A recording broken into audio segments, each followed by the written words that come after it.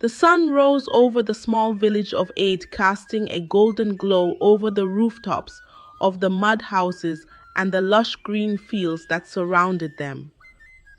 The air buzzed with excitement. Today, Prince Ayo, the heir to the royal throne, was coming to visit.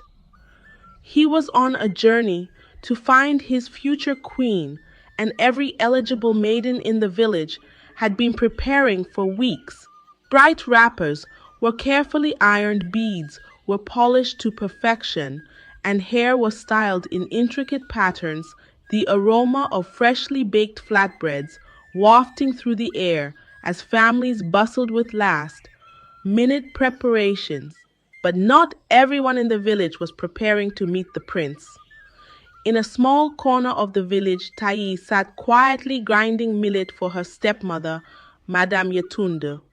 The rhythmic scrape of the grinding stone against the grains was a stark contrast to the lively chatter outside. Taye had always been treated as less than a daughter, a burden instead of a blessing. While her stepsisters giggled and fussed over their appearances, Madame Yetunde had other plans for Tai. She saw her as nothing more than a servant to meet her every demand. Tai. Madame Yetunde's sharp voice echoed through the house, cutting through the distant hum of drums. Why are you sitting there? Take the water pot and go to the stream. I need fresh water for cooking. Tai's heart sank. She knew what this meant. The stream was far and fetching water would keep her away for hours. She glanced at the doorway, catching a glimpse of Said and Dara trying on their new beaded necklaces in the mirror. But stepmother Tai began, her voice trembling. The prince is coming today, can't I? Don't you dare talk back to me. Madame Yetunde snapped, her face darkening. You think someone like you deserves to see the prince? Look at the prince? Look at yourself. No royal blood would glance at a girl like you. Crushing the urge to argue, Tai tied her scarf tightly around her head, picked up the heavy pot, and started the long walk to the stream. As she trudged along the dusty path, she passed a group of young girls singing a folk song about love and destiny, their voices carrying on the warm breeze. Her heart ached with longing, but she pushed the thought away. Life had never been fair to her, and she had learned not to hope for things beyond her reach. At the village square, Prince Ayu arrived amidst a grand procession. Drummers beat their instruments with energetic precision, and villagers danced in colorful swirls of joy, their bright garments shimmering under the sun. The prince, dressed in regal attire of gold and deep green, dismounted his horse with quiet grace. His sharp features and confident aura made many maidens' hearts race. But despite the spectacle, his expression remained unreadable. He wasn't here for flattery. He sought authenticity, something rare and precious. Meanwhile, at the stream, Taye was kneeling by the water, filling her pot. The cool breeze and gentle rippling of the stream offered her a rare moment of peace. She watched the sunlight glint off the surface of the water, momentarily forgetting the weight of her burdens. She didn't hear the footsteps approaching until they were almost upon her. "Hello there," a deep, smooth voice said. Startled, Tayi looked up and her eyes widened. Standing before her was Prince Ayo himself. She recognized him immediately from the stories she had heard. But why was he here, and why was he speaking to her? "My prince?" she stammered quickly, bowing her head. "Forgive me, I didn't." "No need to apologize," Ayo interrupted gently, a small smile playing on his lips. "I saw you from the path and thought I'd say hello. Why are you out here alone?" Tai hesitated. Should she tell him the truth that her stepmother had sent her away to keep her from meeting him?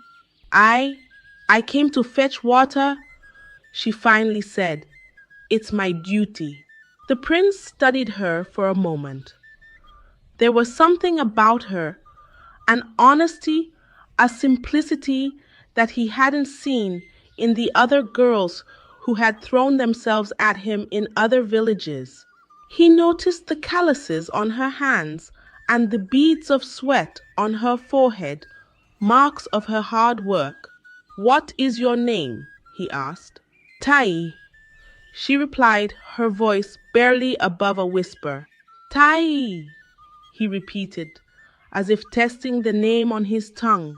Before Tai could respond, a loud commotion from the village square echoed through the air.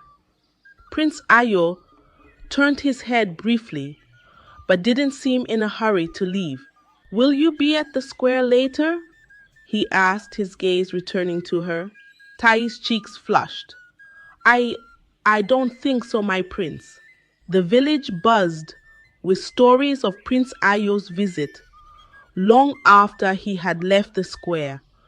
Women gossiped in the market, young men debated his character, and the maidens who had gathered to meet him recounted every glance and word with eager embellishment. But none of them knew about the prince's encounter at the stream. In the small compound where Tai Li lived, Madame Yetunde and her two daughters, Said and Dara, were bursting with excitement. They had seen the prince up close and were convinced he had noticed them. "He looked right at me when he dismounted his horse," Said bragged, twirling a strand of her beaded hair as she adjusted a small mirror on the wall. "Nonsense," Dara interjected, smoothing the hem of her brightly colored wrapper. "He smiled at me when I greeted him. You were standing too far back for him to notice you." Tai listened quietly from the corner where she was grinding pepper, her hands moving rhythmically while her mind wandered.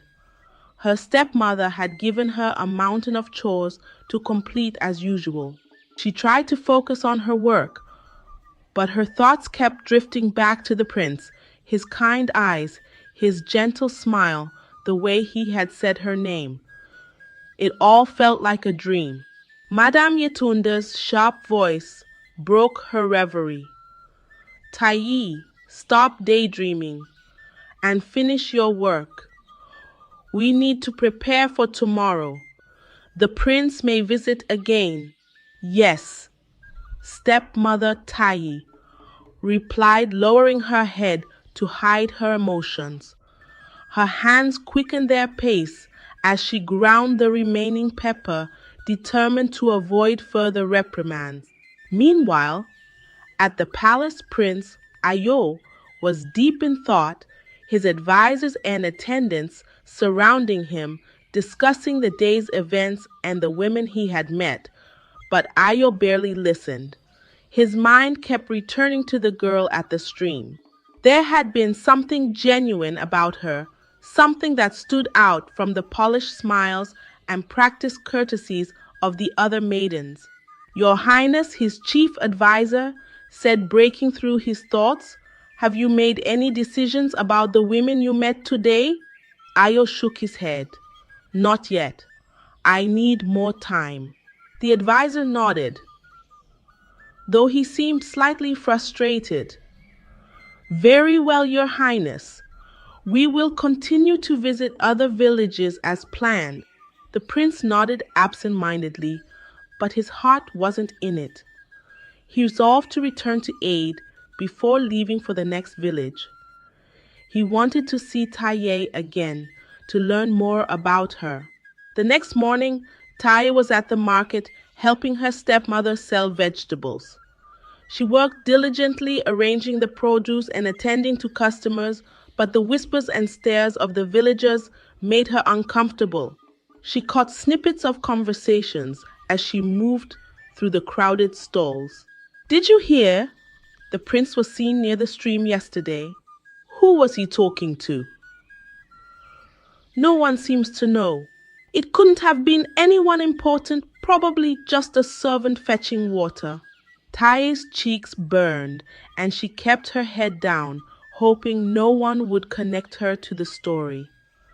But deep down, a small part of her felt a flicker of hope. Maybe the prince would come back. Maybe he would remember her. By the time the sun began to set, Taye was exhausted. She returned home with Madame Yetunde and her stepsisters carrying the unsold vegetables on her head. As she approached the compound, she heard a commotion. Villagers were gathering outside their gate, murmuring excitedly. "What is going on?" Madame Yetunde demanded, pushing through the crowd as Sad and Dara exchanged eager glances. Standing in the center of the crowd was Prince Ayo, his regal presence unmistakable. He turned toward Madame Yetunde and spoke with authority. "I have come to speak with Tai." Gasps erupted from the onlookers. Taya's heart stopped. Her stepmother's face twisted with shock and barely concealed anger. Said and Dara exchanged looks of disbelief, their earlier excitement replaced by stunned silence. "Tai?"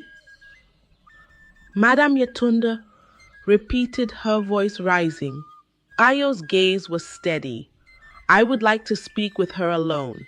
The crowd fell silent, waiting to see what would happen next. Tai stepped forward hesitantly, her heart pounding in her chest. The villagers' eyes burned into her, some curious, others filled with disbelief. Madame Yetunde's face flushed with anger as she moved to block Tai's path. "Your Highness," Madame Yetunde began, forcing a smile. "I'm afraid Tai is quite busy with her chores. Surely you'd prefer to speak to one of my other daughters, Said or Dara." Ayo's expression didn't waver. "Thank you, Madame Yetunde, but I wish to speak to Tai." Madame Yetunde hesitated, her smile faltering. She turned to Tai, her eyes flashing with warning. "Go inside, Tai." Now, but before Tai could retreat, the prince spoke again, his voice firm yet kind. "Tai, will you step out and speak with me?" The villagers gasped in unison. This was no simple request, it was a direct order. Tai looked at her stepmother, then at the prince. She knew there would be consequences for disobeying Madame Yetunde, but the look in Prince Ayo's eyes gave her courage. "Yes, my prince," she said softly, stepping forward. The crowd parted to let her through. Madame Yetunde glared at her, but Taye kept her gaze on the ground as she walked toward the prince.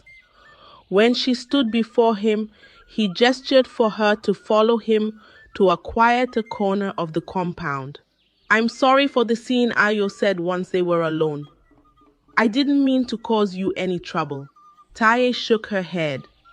"It's not your fault, my prince. I'm just surprised you would want to speak to me." Ayo smiled. "Why wouldn't I? You seem kind, hard-working, and genuine." Taye's cheeks flushed. "Thank you, my prince. I wanted to ask you something." Ayo continued, his tone serious. "Would you consider attending a gathering at the palace tomorrow? I'd like to get to know you better." Taye's eyes widened. "The palace? But I'm just a servant in my own home. I'm not like the other girls you've met." "Exactly," Ayo said, his gaze steady. For a moment, Taye couldn't speak. Her mind raced with doubts and fears. What would her stepmother say? How would the villagers react? But beneath the fear, a tiny spark of hope began to grow. If my stepmother allows it, I will come," she said finally. Ayo nodded. "I will make sure she does. Until tomorrow, Tay." As he walked away, The crowd erupted into whispers. Tai turned to face Madame Yetunde, whose expression was thunderous. Said and Dara stood behind her, their faces twisted with jealousy. "You've embarrassed me, Madame," Yetunde hissed as the villagers began to disperse. "We'll talk about this later." Tai lowered her head and returned to her chores, but her heart felt lighter. For the first time, she allowed herself to dream of a life beyond her stepmother's shadow. The morning sun bathed the village of Aid in a golden hue as Tai nervously prepared for her journey to the palace. Madame Yetunde, fuming but powerless against the prince's wishes, begrudgingly handed her an old wrapper to wear. It was plain and worn, a sharp contrast to the lavish outfits she had reserved for Sad and Dara. Madame Yetunde's jewelry clinked as she adjusted her headscarf with irritation. "Don't embarrass me further, Madame Yetunde," snapped as Tai adjusted the wrapper. "Go do whatever the prince wants and don't forget your place." Tai nodded silently, too excited to let her stepmother's words dampen her spirits. She tied her scarf, neatly grabbed the basket she had prepared with fresh fruits as a gift, and began the walk to the palace. The villagers watched her with a mix of curiosity and envy. Children playing nearby paused to stare, whispering among themselves as Tai passed. Whispers followed her every step. How did someone like Tai catch the prince's attention? She must have bewitched him. There's no other explanation. But Tai ignored them, her heart focused on what lay ahead. The palace gates loomed tall and majestic, guarded by soldiers in gleaming uniforms. The rhythmic clinking of their boots echoed as they stood to attention. As she approached, one of the guards stepped forward. "Are you Tai?" he asked, his tone formal. "Yes," she replied, clutching her basket tightly, her palms damp with nervousness. "Follow me." The guard led her through the grand gates and into the palace grounds. Tai's breath caught as she took in the beauty around her, manicured gardens, fountains that sparkled in the sunlight, and towering walls adorned with intricate carvings. Birds flitted between the flowering trees, their songs adding to the serenity. It was like stepping into another world. Prince Ayo awaited her in a shaded courtyard, dressed in a simple but elegant tunic. He smiled warmly as she approached. "Tai, I'm glad you came," he said, his voice as kind as she remembered. "Thank you for inviting me, my prince," she replied, bowing slightly, her voice trembling with both nerves and excitement. He gestured for her to sit on a cushioned bench beneath a flowering tree. The scent of blossoms filled the air, calming her slightly. "You don't have to be so formal today. I want to get to know you, the real you." Tai hesitated, but eventually sat down, her hands folded neatly in her lap. Ayo began asking her questions about her life, her family, and her dreams. At first she answered cautiously, unsure of how much to reveal, but as the conversation flowed, she found herself relaxing. She told him about her late parents, how her stepmother had taken her in, but treated her as little more than a servant. She spoke of her love for weaving and how she often dreamed of one day selling her own fabrics in the market. Ayo listened intently, nodding and asking thoughtful questions. The sunlight dappled through the leaves, casting gentle patterns on the ground as their conversation deepened. "You're incredibly resilient, Tai," he said after a while. "Most people in your position would have given up on their dreams, but you haven't." Her cheeks flushed at the compliment. Thank you, my prince, but I don't feel resilient. I just keep going because I have no other choice. That's exactly what makes you strong, he said, his gaze steady. And it's why I believe you deserve more than the life you've been given. Tai's heart swelled with gratitude and a glimmer of hope. For the first time, she felt seen and valued for who she truly was. As the sun dipped lower in the sky, Ayo rose to his feet. Thank you for sharing your story with me, Tai. This isn't the end, it's just the beginning. I have plans for you, but for now, let me escort you home. They walked back to the village together, the prince's presence drawing astonished stares from everyone they passed.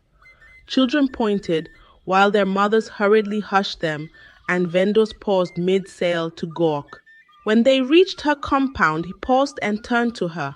I'll be back soon, he said. Take care of yourself, Tai.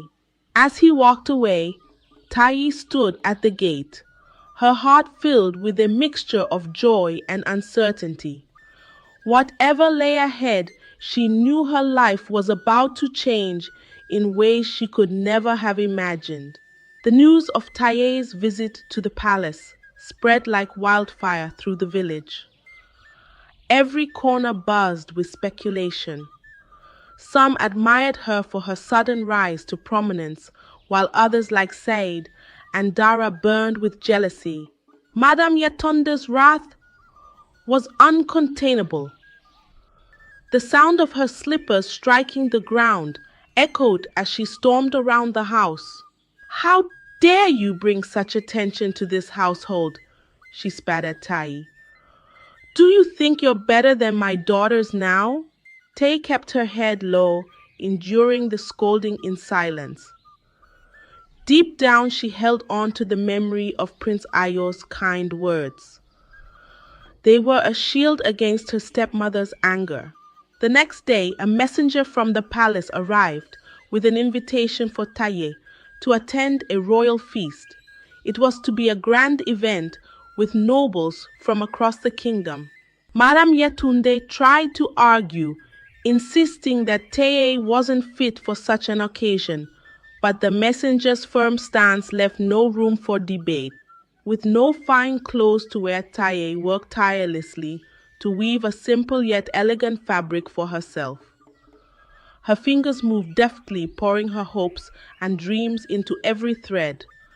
By the time the feast approached, she had crafted a modest yet stunning outfit that reflected her resilience and creativity.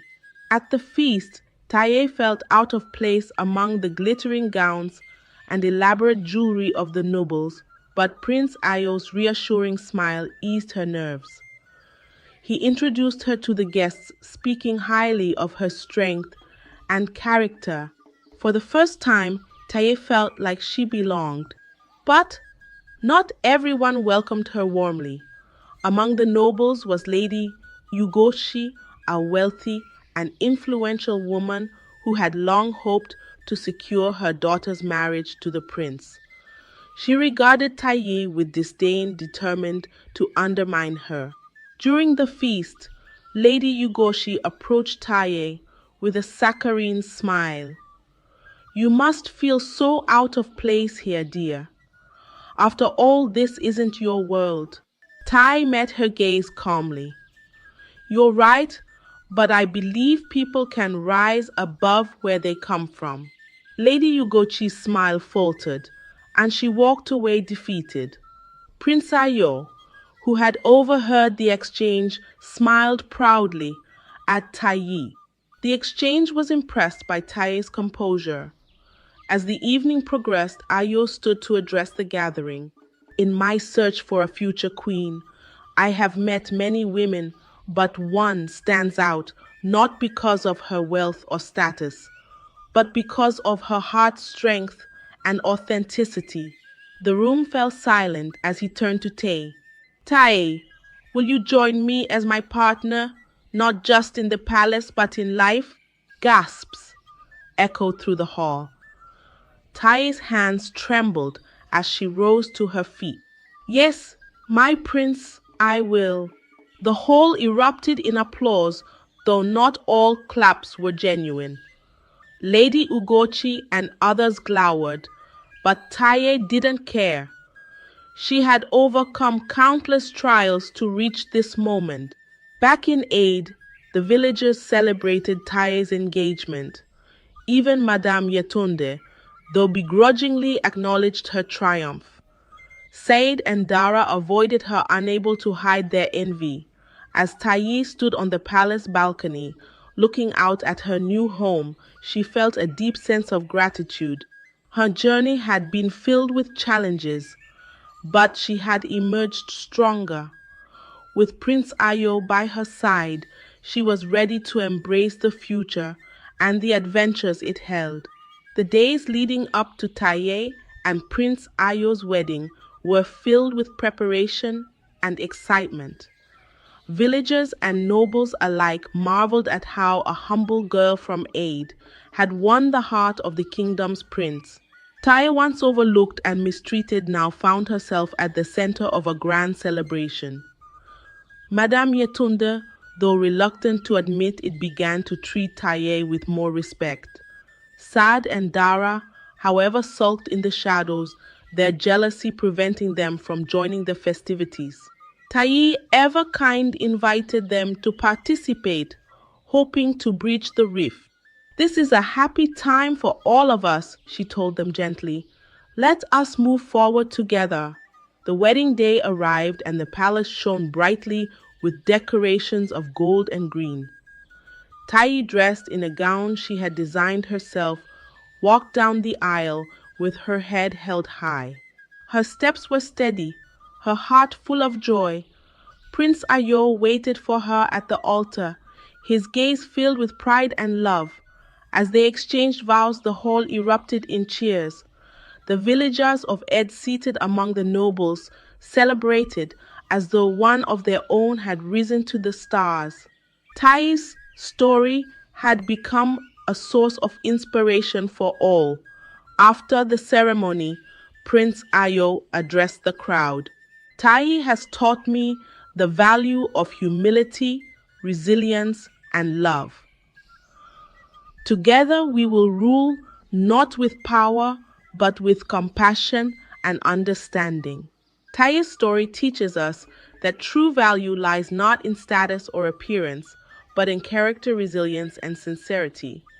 Despite facing injustice and being overlooked, Taye stayed true to herself, and her perseverance and genuine spirit led her to achieve the unimaginable. Always stay true to your values, overcome challenges, and believe that kindness and determination will lead to success. Thank you for watching the channel. Don't forget to like, subscribe, and check out more inspiring stories. Keep quiet. What do you know, you illiterate? I married you because I felt pity. I wanted to help your situation, so it was just a favor, not like I loved you. He continued to abuse her emotionally until she became very inferior to herself. Once upon a time, in a village called P, there lived a boy named Ken. Just like his name meaning, a strong young man, he was indeed a very strong and hard-working young boy. He was the youngest carpenter in the whole of P, and he made beautiful furniture, the best in the village. He was known all through P and beyond for his beautiful and unique craft. People admired his skills. He was just a young boy of 18 years, but no one could make better furniture than him. This made him so special in P. He was more like the village celebrity, known by everyone as K, the young carpenter. Tay started making furniture at the age of 6. His father, Mr. Tade, was also a carpenter who had retired from furniture making. Ken's father and mother had a very big shop where they sold all manner of food stores, ranging from rice, beans, oats, and much more. They were really comfortable as a family. They had a beautiful house in the village, which Ken's father had built when he was a lot younger. All the kids had their own room in the house. There were 3 girls and a boy, which is Ken. Ken made all the furniture in his room and eventually changed the ones in the entire house. His friends always liked coming to his apartment because of how beautifully made his small room looked, with all the unique furniture he handcrafted himself to beautify it. They would play games and laugh together in his room whenever he was free. Ken had a small wooden box in his room where he stored his favorite tools, a gift from his father when he started learning carpentry. He often polished the tools, keeping them in perfect condition. On Sundays, Ken would visit the village square to display some of his new furniture designs, drawing admiration and occasional orders from passers-by. He had a different picture of furniture making. He dreamed of going to the city to make it big with furniture making. He was the girl's guy. So many ladies in the village crushed on him, and this made him a little proud. He felt he could get any girl he wanted in the village. His mother, Mama K, like the villagers called her, wasn't really a friendly person. She always kept to herself and was always with her husband at the shop. Papa Ken would go to the shop first, clean it up, arrange the goods, and then open up for the day's business, while Mama Ken would take care of the kids, prepare food, send the kids to school, and join her husband at the shop with his food for the day. Near P was a neighboring village called Bu Obika, was a very peaceful and loving village, the smallest among its neighbors. It was also the poorest among the others. The people of P and the people of Obika were the closest among others. They got married to each other. The majority of their businesses were done in P because P had more population than all the villages around it, and many of the people of Obika schooled in P because Pipa had better schools than Obika. The people of Obika would trek long distances just to go to school at P. Among the students was a beautiful girl named Lena. Lena was the only child of Mr. and Mrs. Ako. Mr. and Mrs. Ako, Mr. and Mrs. Ako were poor old farmers who struggled to feed, while Lena was just in class 2 in high school. Her mother died. Life became very tough for her. Paying her fees was a struggle. Her old father was always very sickly. He had struggled so much as a young man, and because no proper care was given, it affected his old age. Her mother was the one taking care of the house. When she passed on, life became tough for Lena and her old sick father. Lena wasn't really a sound student.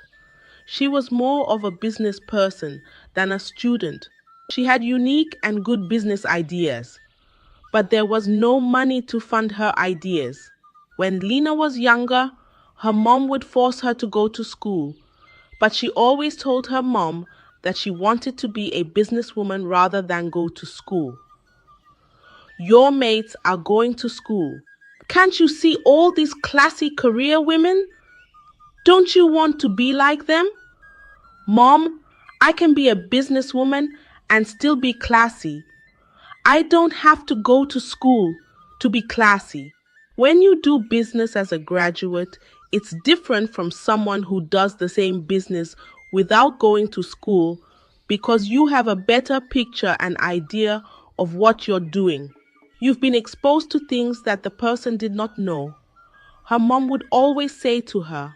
One afternoon, as Lena was returning from school, walking back to her village, she met Kay, who smiled at her with a warm smile and greeted her. "How are you?" he asked. "I'm fine," she responded. "My name is Ken, and I'm the best furniture maker in this region, both in P and outside P," he said, proud of himself. She smiled. That's good for you, and walked away. Ken was surprised. Did she just give that blow on my face? He asked himself. Who is this girl? Ken couldn't sleep that night. No woman had ever walked out on him before.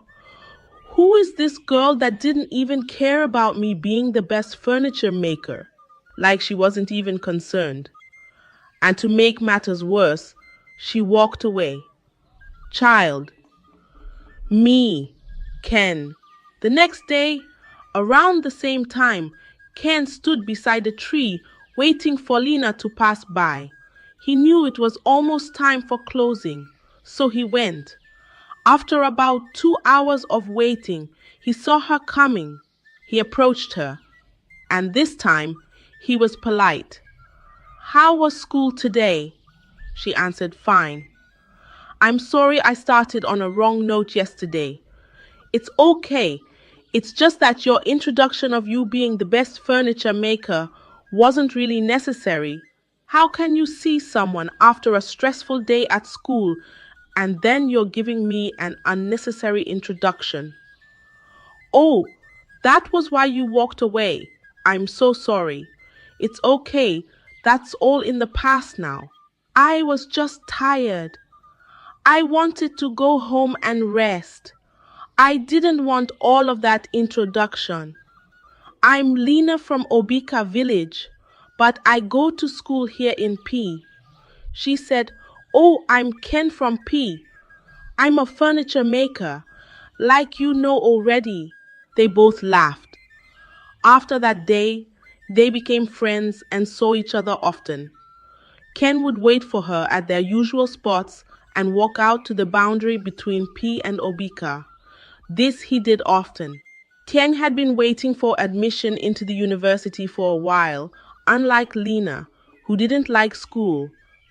Ken liked school and dreamed of establishing a furniture company when he was done with school.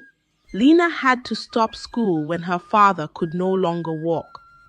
He was very sick and Lena needed to take care of him, so she had to stop school.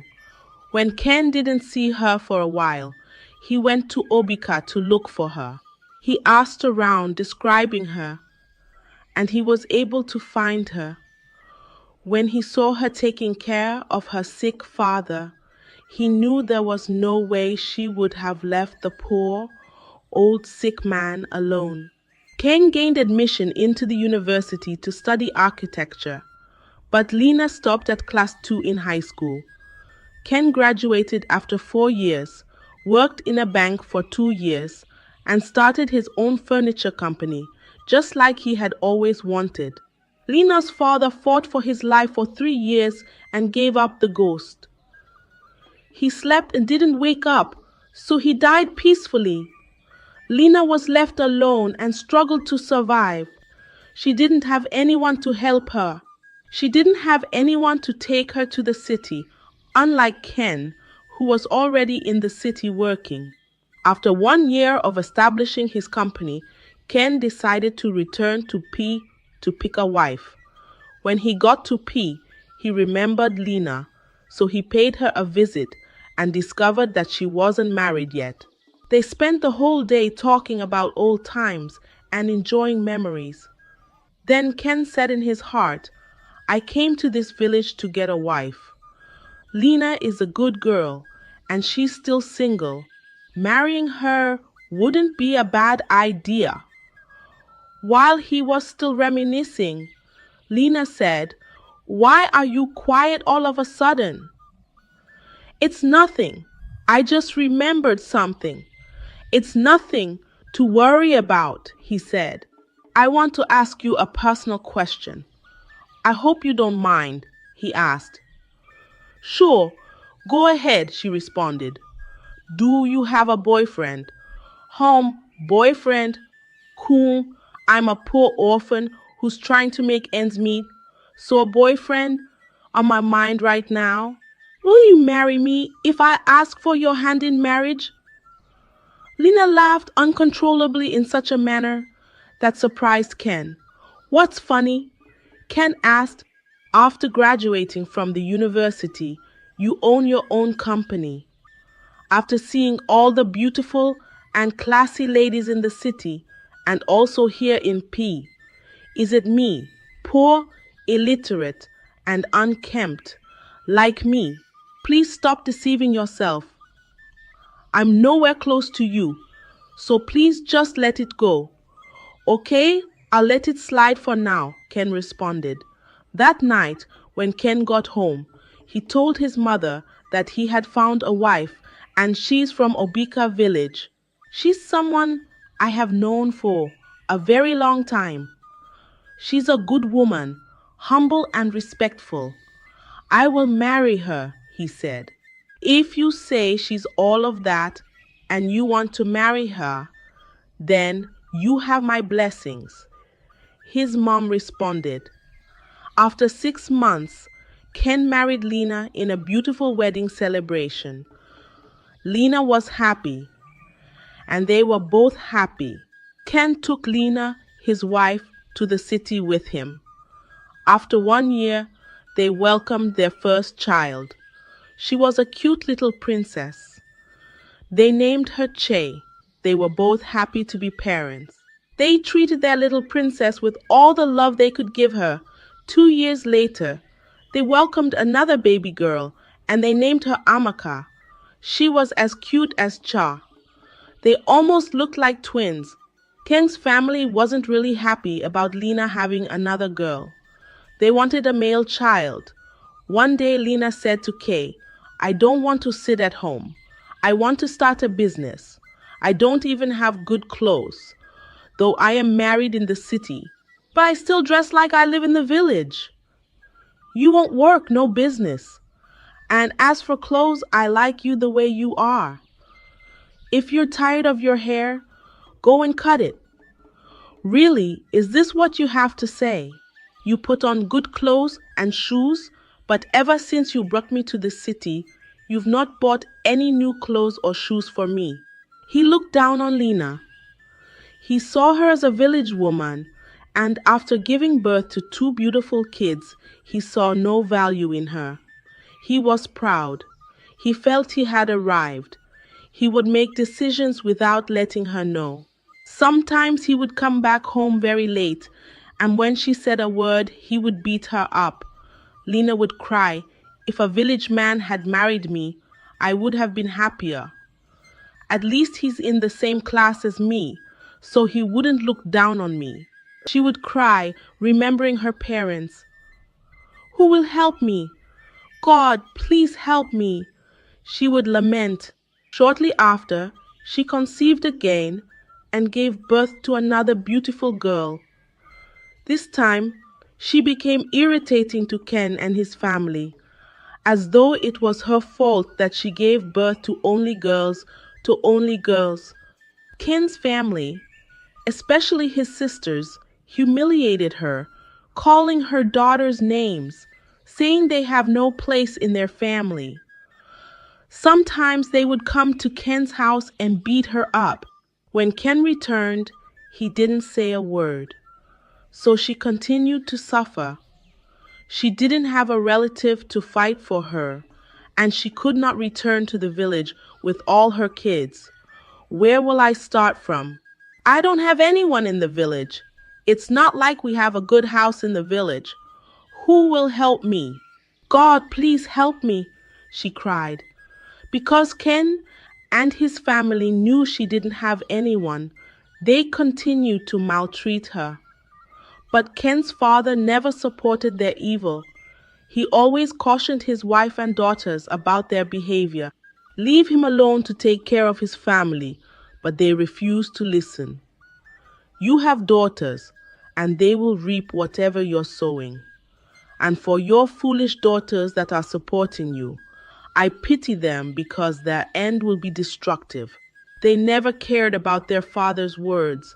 They said, that poor wretched girl is wasting our brother's money, giving birth to girls. Our brother doesn't have a son to carry on his legacy. God will give them a male child. Just let them be and face your marriage. Remember, you're women too, and you will reap what you're sowing now. Lena suffered and regretted ever agreeing to marry Ken. Many nights she slept alone as Ken refused to return home. Ken failed in so many things, especially business, because he refused to listen to his wife. He felt she was an illiterate,